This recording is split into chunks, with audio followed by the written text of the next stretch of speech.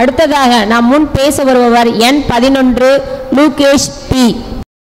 அனைவருக்கும் இனிய வணக்கங்கள். என் பெயர் பி. லூகேஷ். நான் 7ஆம் வகுப்பு A3 பிரிவில் படிக்கின்றேன். எனது தலைப்பு இளமை பருவத்தை எதிர்கொள்வது எப்படி.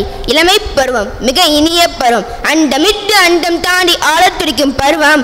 ஆசை அலைமோதும் துருவம். ஏன் எதற்கு என கேட்கும் யதார்த்தமான பருவம். வாழ்வில் எழில் பருவம்.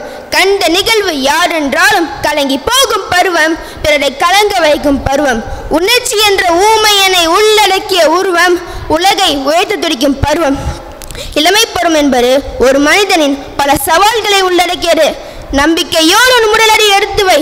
முழு படிகத்தை பார்க்க வேண்டிய அவசியமில்லை. முதல் படி ஏறு. ஒன்னால் ஏற முடியவில்லை என்றால் ஓட முடியவில்லை என்றால் நடக்க முடியவில்லை என்றால் தவறு.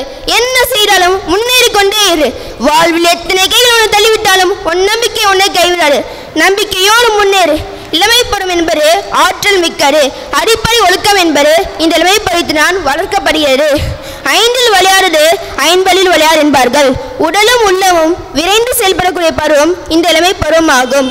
இளமை பருவம் என்பது அவர்கள் யார் என்று ஏற்றுக்கொள்ளவும் கற்றுக்கொள்ளவும் திறன் மற்றும் சுய மரியாதையை வளர்த்துக் கொள்வதாகும்.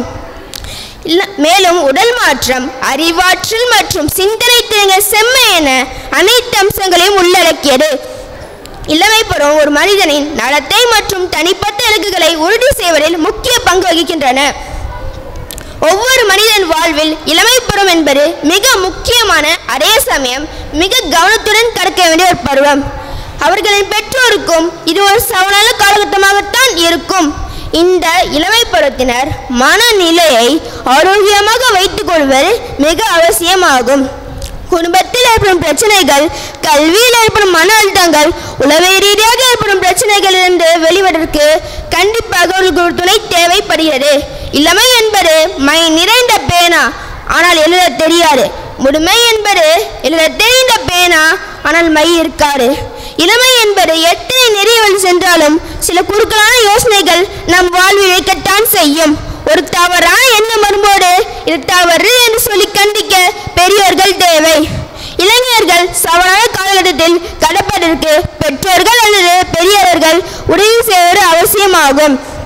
இளமை பருவத்தில் எதிர்கொள்ளும் சவால்கள் தற்காலிகமானவே. ஒவ்வொரு சவாலும் ஒரு புதிய தொடக்கத்திற்கு வழிகாட்டும் என கூறி எனது உரையை முடித்துக் கொள்கிறேன். நன்றி, வணக்கம்.